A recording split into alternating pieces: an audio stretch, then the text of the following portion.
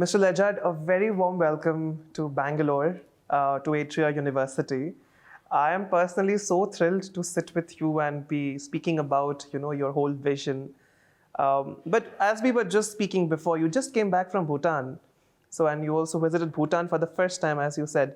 How was your experience, and what did you see in Bhutan that you would want to talk about and share? Bhutan is, as you know, is a remote Himalayan mountain kingdom. What was extraordinary in the context of what we want to talk about with interspecies money and more broadly relationship between humans and non-humans is you have this country, an entire kingdom, where they're not allowed to slaughter any animals. They don't hunt, and any animals which are slaughtered, you have to be taken out in the lorry all the way across to the Indian border, where there's a whole line of slaughterhouses, and then the animals are slaughtered there, but almost nobody eats meat in the whole country. And then the relationship they have with nature is quite profound. I was very moved actually in the villages, talking to people and getting an understanding of how they're Buddhist. But of course, here in India, you have very similar, profoundly deep.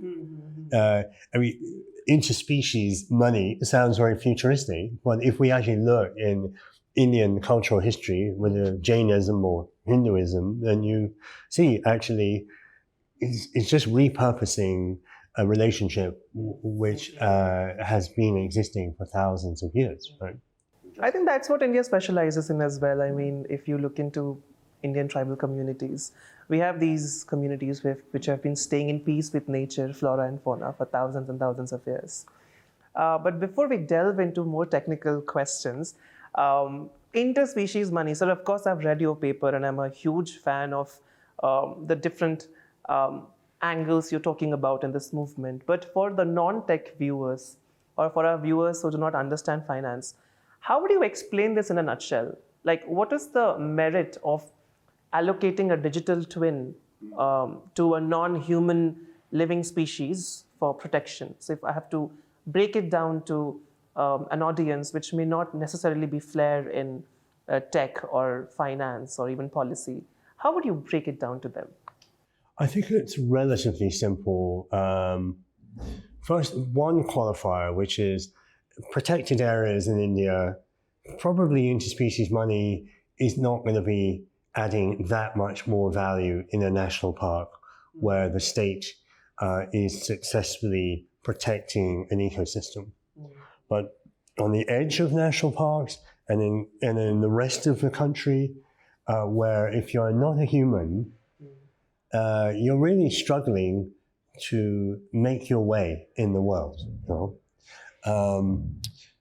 From a technical point of view, if we take the Aadhaar scheme, which, by the way, when that was launched, or when the idea of it was launched, people thought, oh, that's ridiculous. How can we possibly manage to record every Indian citizen and give them an ID and so on? What we are really advocating for is to actually push something like Aadhaar beyond the species divide, right? So to really, for non-humans who need to represent themselves, to say, hey, I exist. I'm part of the Indian polity, and I would like to continue to exist into the next century. So that obviously we can dig into that a little bit more. The second part of the vision, in very simple terms, is we know the next decades are going to be incredibly dynamic for India. So population continue to grow, youth employment, unemployment will continue to be challenging, climate change will be significant issue with heat domes and effects for humans and for other species. But broadly, we can see the Indian economy growing 3, 4, 5-fold in the next 30 years. So then the question is, what happens to nature in that transition? Where do other species exist in that?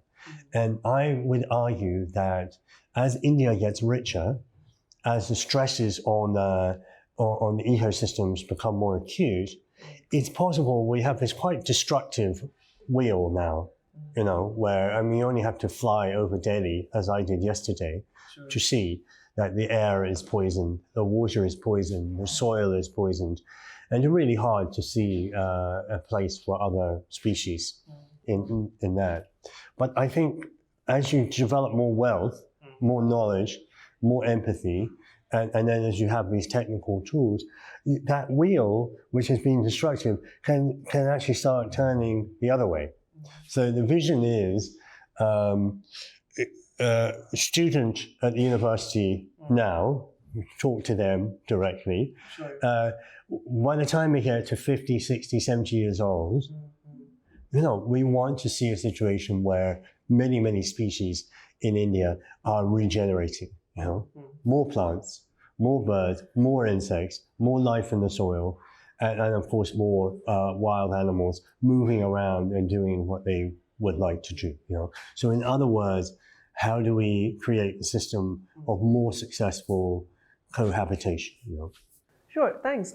You definitely talk about now India, and you've given a very kind of a present situation. But since we talked about a little bit about Afghanistan and your experience in Afghanistan, so how does this movement translate to, let's say, post-war economies? A country like Afghanistan, for example, which still has abundance of natural resources, flora and fauna, and right now, necessarily, because of all the political reasons, as you would know, the focus may not be on wildlife conservation. The focus may only be on food, clothes and shelter and life. So when we talk about interspecies movement from a global angle, how do we account for such countries like Afghanistan or even Sudan or the African economies which are still struggling with the repercussions of war or conflict going around? Yeah, no, it's a great question. I think the way to think about it is, where is the human, non-human cohabitation happening? Mostly it's happening in rural areas where you have a village and people, for example, in Africa, I'm based in Kenya, and a lot of my thinking is thinking about African economies. There, you have a village, the girls have to go out in the morning into the forest, collect firewood, collecting water. Men are going out, they're killing some animals for bushmeats.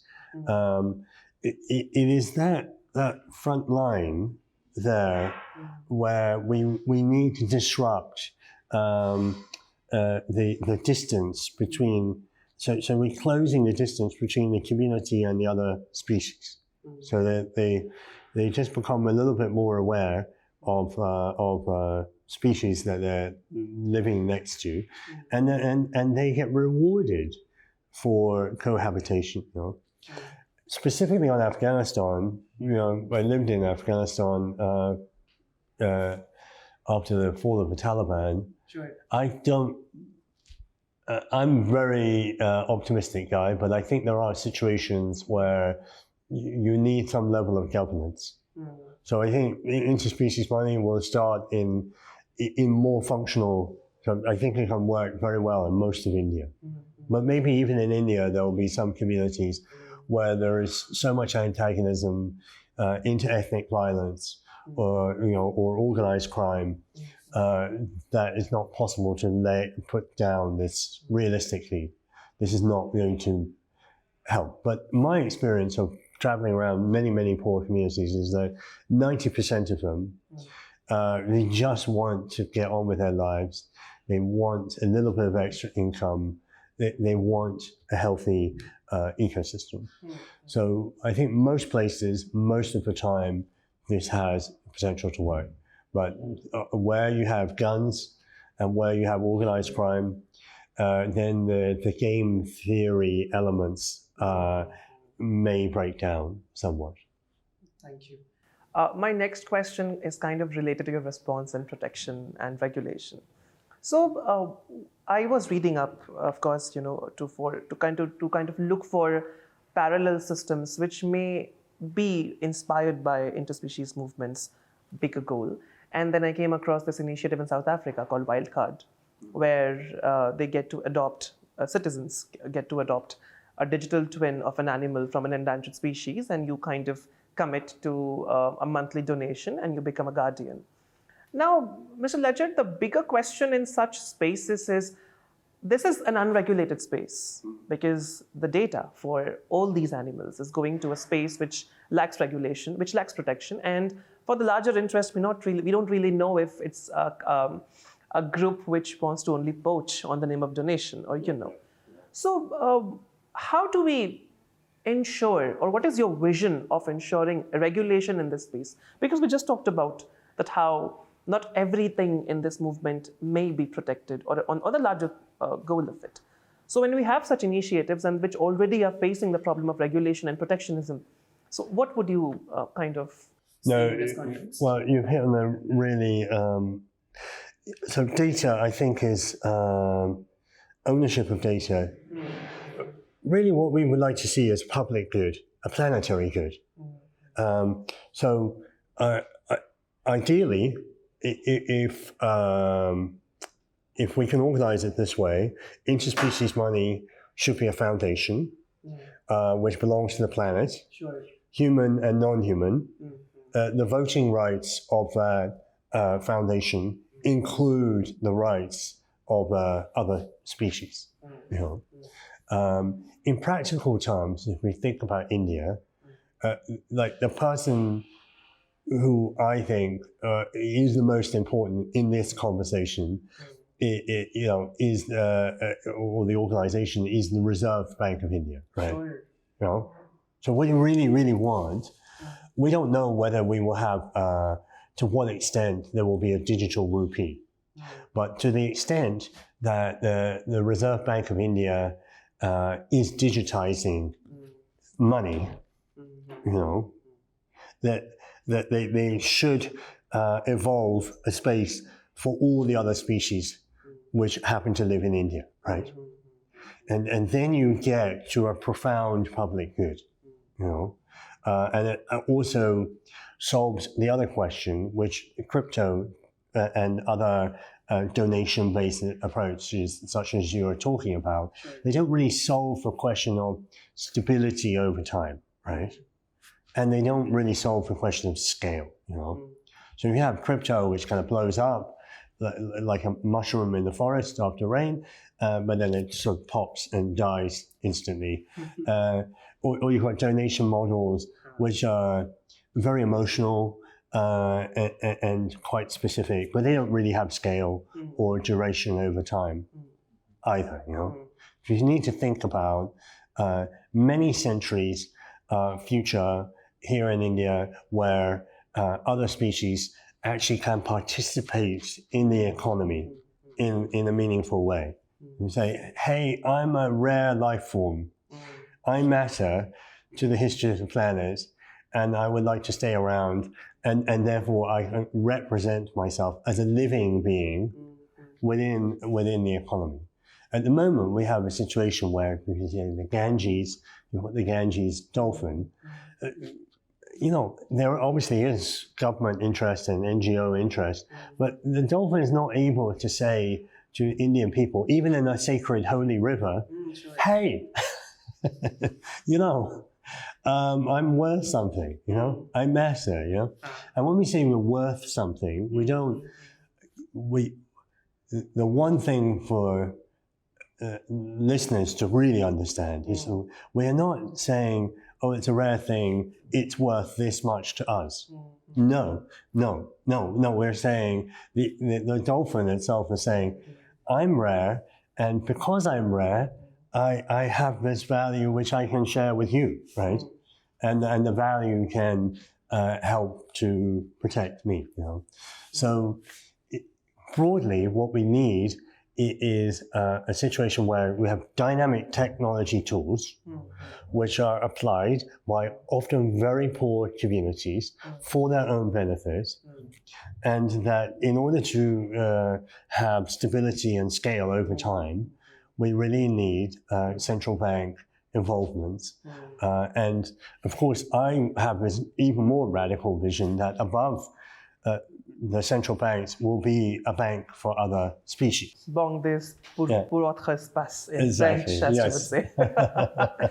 I find your example on Ganga and Yamuna really interesting because I'll tell you, I was reading some scholarly work where there was a local court ruling about saying rivers and their rights, which actually the court ruled in the favor that they are to treat rivers as humans. Exactly. So exactly a right as I would have in the court of law, Ganga would also have. And I think it made so much sense and the way Indian academia picked it up. Because if historically, and also by a lot of virtue in terms of religion, if you talk about a river equivalent to your mother, because that's what we say in Hindi or in the language Ma Ganga, which is Mother Ganga. So how does the mother has no life or right in that way? So I find that example very fascinating. Now, going back to a little bit, of the Indian context, because you've already you have a very deep, solid understanding and also vision about how your movement will have more support in and kind of help the larger purpose in India. Now, India, as we were talking about the tribal communities, we have had these tribal communities for centuries who have lived in perfect harmony with the forest. And this is all across the country. And I think there are several initiatives in the country, like the Chipko movement, which later translated into the desks in environmental policy making, which was where women were just hugging trees so that they are not being cut. Or if you recently saw the Elephant Whisperers, which was the Oscar-winning documentary, it talks about the love affair of a tribal couple with an elephant, that how the elephant is bigger than their child, is bigger than their child in that way. So again, Mr. Ledgard, interspecies movement, how does one benefit in the country? How does this benefit the tribal population, which depends vastly on the stakeholders of this movement, which is flora and fauna?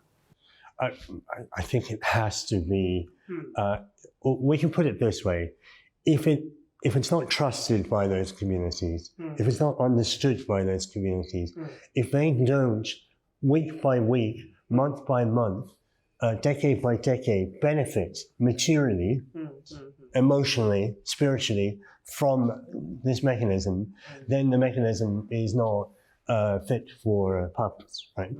So it has to be that these communities, but what you see, and of course, I defer to your expertise on India, but in my experience of visiting poorer indigenous or tribal communities, they're often marginalized, often very, very poor.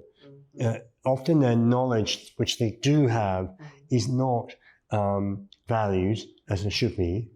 And so the whole idea of interspecies money is to enable the great community work which is done by these communities and by supporting groups who are helping these communities, that they can benefit, right? So that has to be the way.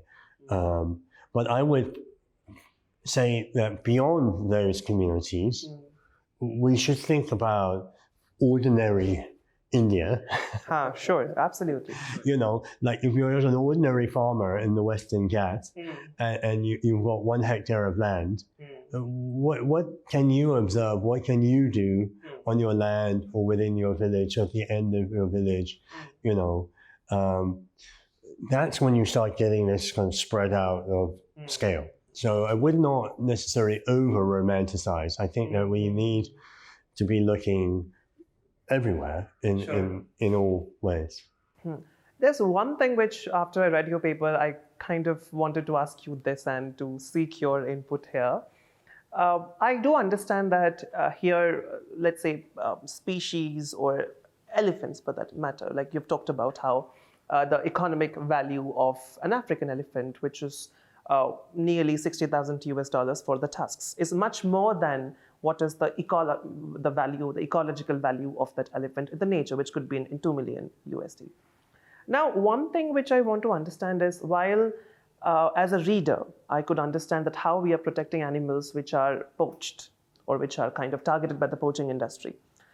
How do we save animals via the interspecies movement, which are falling prey to climate change? Polar bears, for example. I understand that in the northern poles, or in Scandinavia or in Canada, there are rules which now are even more stricter to hunting of polar bear. But an unfortunate reality is that a lot more are dying because they're hungry. There's nothing more for them to eat, as National Geographic and other reporters and also journalists around the world report. So how does this movement save, or let's say work for the benefit of such species which may not be directly accessible by poachers, but they're eventually getting endangered or extinct because of extreme climate change? I think climate change is such a vast challenge for humans and for other species that it's unrealistic to think that interspecies money, even if it has a bank for other species which holds hundreds of billions of dollars equivalent and is able to disperse, that will be able to save creatures in a forest which is burning down, in northern Gujarat or wherever. That's not realistic. I think what it can do is for many species in many ecosystems, and give us a lot more knowledge about how they are existing, what their needs are, how many of them there are, in a way that we are able to help them, and so there's more space, more security of tenure, if we can use that term, and that they're able to move around more freely. What we know is we need minimum 20 times, probably realistically more like 50 times as much money on the front line between humans and nature in the next decades. And so we're going to see multiple mechanisms which are seeking, you have some ecosystem service models where people are seeking to protect the entire ecosystem. What I think interspecies money is very profoundly important contribution is, if I'm an embodied species and I have this earth intelligence and these particular traits that I have, say I'm a fruit bat, so I want to do my fruit bat things. And how do we keep that fruit bat alive on the planet into the next century? And assume, unfortunately, we're not going to get below 2 degrees Celsius increase in our lifetime. I mean, we're going to see very big shock of climate change. But if we are optimistic, we'd say, okay, then we're going to engineer through natural means and through engineering means a way to sort of bring the fever down beyond our lifetime, beyond even your student's lifetime. I'm sure. Yeah, but we can say by the middle of the next century, we might sort of regulate Earth biosphere temperature.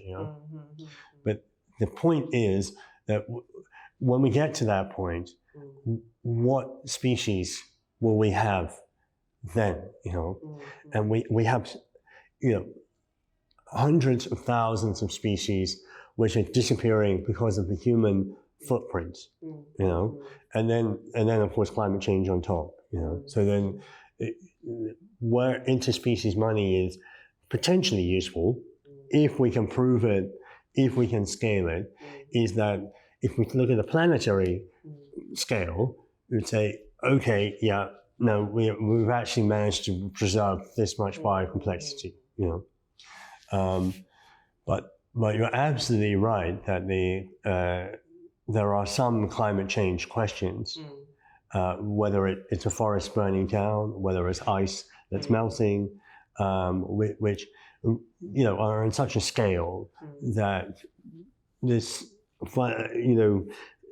very precise financial mechanism is not going to be able to address that. Sure.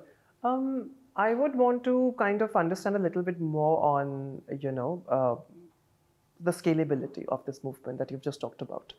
Now, we do have international instruments, as you know. There is United Nations Convention on Biological Diversity, so I'm sure you've attended the COP events and, the whole, the caucus, the discussions which happen around with civil society organizations, public-private entities. In this movement, how more important role do you think international cooperation, and especially United Nations or an equivalent agency, can play to unite the key players? I'm a wee bit skeptical in terms of the intergovernmental organizations, the scientists themselves have been very poor in the messaging. They haven't managed to raise even a fraction of the money that's required. You have a kind of rent-seeking culture in the middle, where quite a lot of money is spent by quite egotistical characters and sort of romantic organizations, which in private, when you meet these guys, are pretty cynical about what they are doing and how much effect they're having, And then the end of the line, which is these communities, they're probably the last to receive value. There's a lot of Land Rovers and Land Cruisers, which are, in between. So I think we need novel, more dynamic approaches, which are able to scale, financially 10 times, 100 times what we presently have. Really, really. And I also believe that applied artificial intelligence needs to be much more ambitiously pushed into the observation and understanding of other species. Because if we don't come up with an instrument which is able to pull down data to really observe other species more patiently, more closely, more generally, then we face an existential risk to life on Earth, which is that we have many narrow forms of artificial intelligence, say in the year 2040, which are optimizing our healthcare, optimizing water, optimizing transport. They all have some economic value in the human economy, but in their collective, they are utterly uninterested in the rest of life on planet Earth, which is more ancient, more precious, and more significant than these human processes. And therefore, these other species, so we're essentially introducing a new species onto the planet with its own intelligence, but we are handicapping it. We want it only to be a human AI interface, but that's a very fragile, because humans, we are not just a human interface. We actually live, we are animals who live among other animals, So we have to represent those other, does that make sense? No, absolutely. And my question, because when we're talking about AI, I was constantly thinking about this one article which I'd read, which was how today scientists are trying to communicate to other species, and now they're calling it interspecies communication via AI. And while the idea for me was, okay, that is something new, I couldn't stop but think about the backlash that, the community is facing for this. So what would you say for this? Like at one point where there is one argument which you also raise in your paper, and you talk about, frankly, that there is lack of interest of natural goods for the AI industry, and which is significantly true as well. And there's the other aspect where places they are interested in, for example, interspecies communication, that kind of seems more like controlling the only thing which animals have to themselves is their ability to think and express and communicate in whatever medium they do. Do you think extreme disparity, or do you think it is where we are crossing the line? The industry is not focused on the right aspect of wildlife, or it's much more driven by selfish research, or kind of those needs? What would you say? Clearly, there are ethical questions which are profound, and from day one and forever, you need to be thinking about the ethical questions in a really open, transparent way, which is really always thinking about the rights of other species. But I do get a little bit irritated when people want to shut down even the thinking about this on ethical grounds, when it seems to me in emerging economies, here in India, Pakistan, more significantly, obviously Southeast Asia, Indonesia, in Africa, Latin America, and add in climate change, then these other species are facing they really are facing profound extinction risk. Sure. So we have to calculate that in. What I would like to see, which is a little bit of a cop-out from your question, Deep, is because I fully think you might. What I want to see is several $100 million worth of testing on interspecies money. If at the end of that, the ethical considerations are so difficult that they are more significant than the upside, then you will have learned something very important, which is you can't digitally represent other forms of life. But I actually think for many species, we had a project where we applied AI to several species. And what you see is that the AI systems, we can't say they're more empathetic. Oh, for sure. But we can say that they are more patient. They're more accurate. They're more persistent, And so they may be able to represent the interests of other species more accurately and dispassionately than humans are able to do. I'm constantly thinking about what you talked to in the very first segment about your Bhutan experience. Now, it is, no one would talk about Bhutan's economy in the top 10, top 15, top 20, whatsoever. It's pretty much a very small economy in that way, comparatively, of course. The word small is objective, I assume. But you yourself have witnessed how, by de facto, they are implementing the interspecies movement anyway. So the kind of the first pair of supporters for this movement would be such small economies.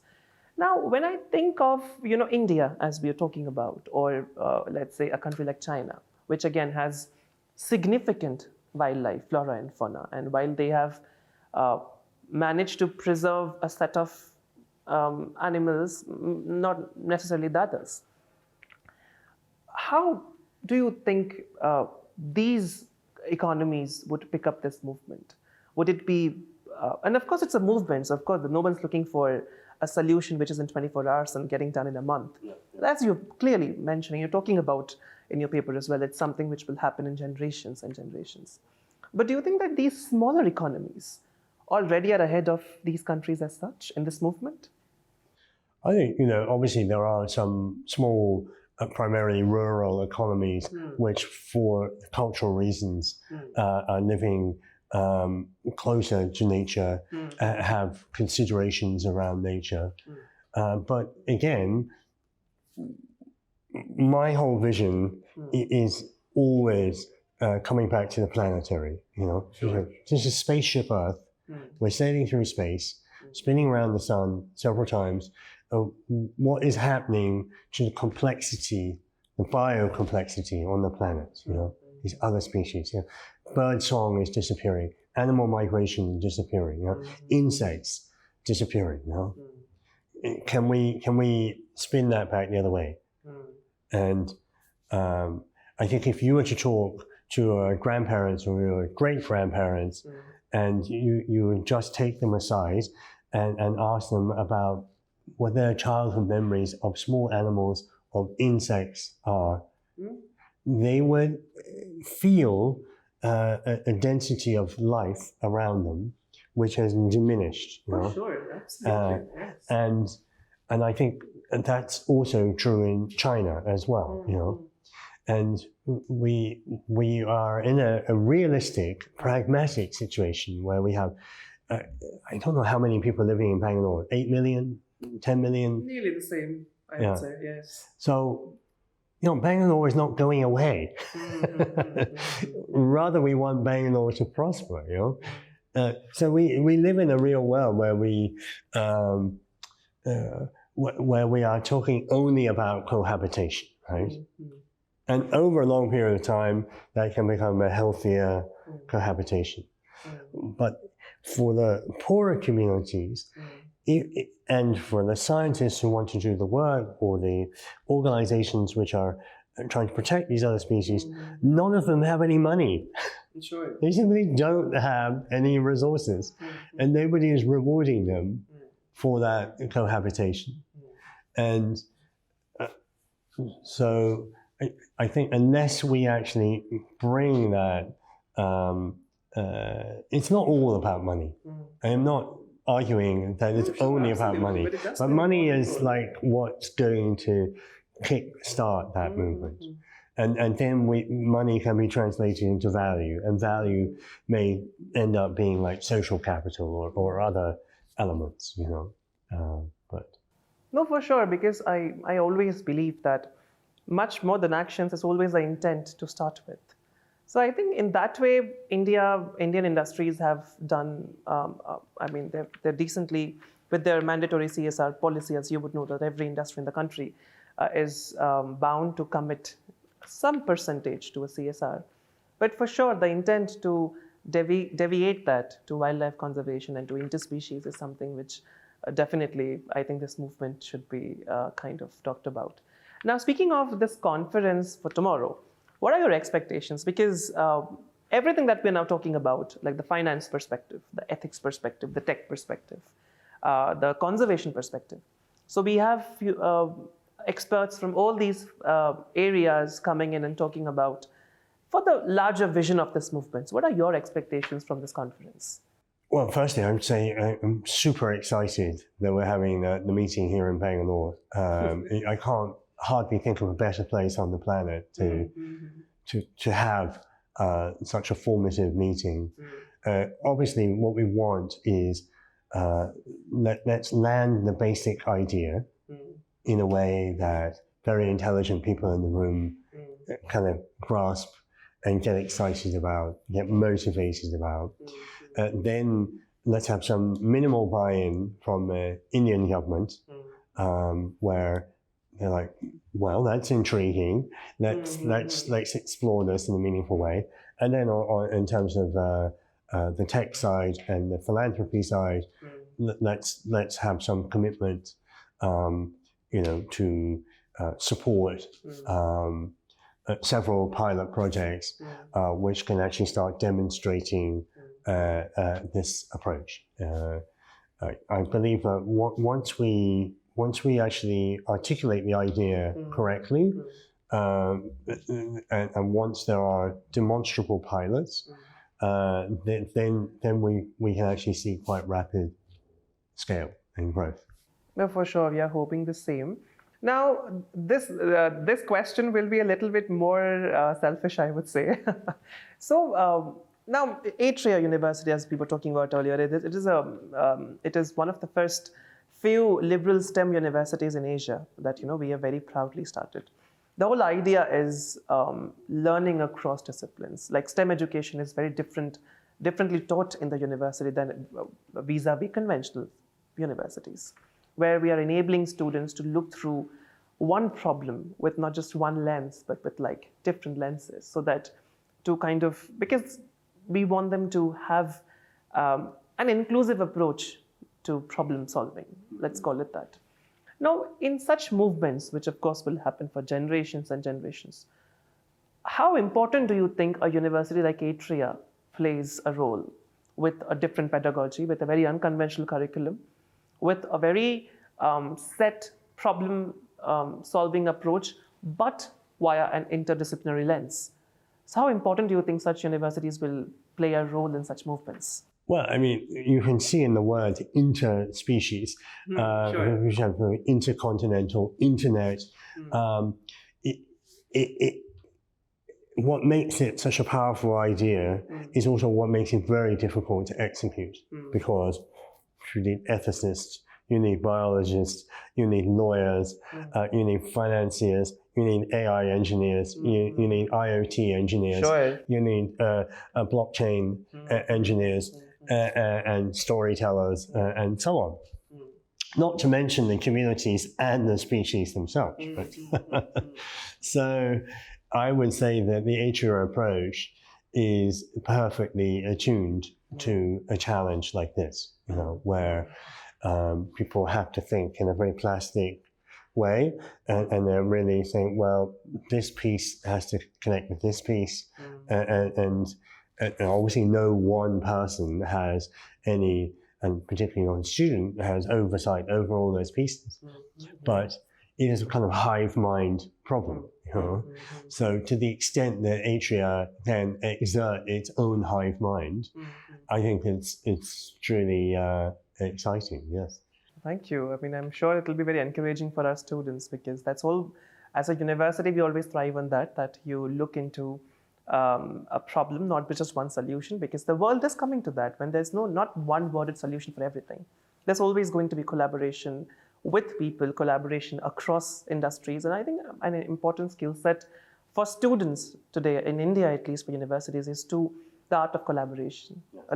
Collaboration across disciplines, across sectors, to understand the fact that collaboration is the key to the future, especially the kind of projects, problem statements, be it any sphere we're talking about.